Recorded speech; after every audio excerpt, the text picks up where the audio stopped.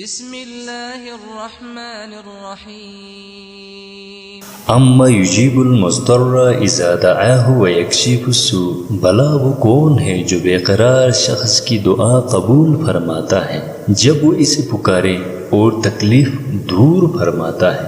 دوستو، اس آیت کریمہ میں اللہ رب العزت کہتے ہیں اصل جو چیز ہے جو تمہاری دعاؤں کو اللہ تعالیٰ کے ہاں قبول و منظور کرواتا ہے وہ ہے بے قراری۔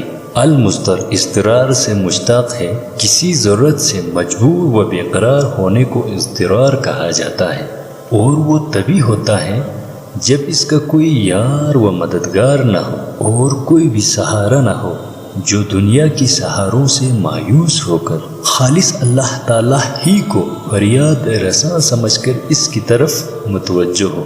دنیا کے تمام سہاروں سے مایوس اور علائق سے منقطع ہو کر صرف اللہ تعالیٰ ہی کو کار ساز سمجھ کر دعا کرنا سرمایہ اخلاص ہے، اور اللہ تعالیٰ کے نزدیک اخلاص کا بڑا درجہ ہے۔ وہ جس کسی بندے سے پائے جائے، وہ مومن ہو یا کافر، متقی ہو یا فاسق، اس کی اخلاص کی برکت سے اس کی طرف رحمت حق متوجہ ہو جاتی ہے۔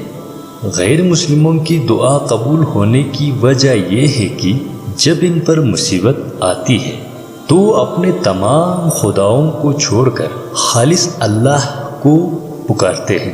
اس کا ثبوت قرآن کریم کی یہ آیات ہے: فَإِذَا رَكِبُوا فِي الْفُلْكِ دَعَوُا اللَّهَ مُخْلِصِينَ لَهُ الدِّينَ فَلَمَّا نَجَاهُمْ إِلَى الْبَرِّ إِذَا هُمْ يُشْرِكُونَ۔ پھر جب وہ کشتی میں سوار ہوتے ہیں تو مشکل وقت میں بتوں کو چھوڑ کر صرف اللہ کو اس کے لیے اپنا دین خالص کرتے ہوئے پکارتے ہیں۔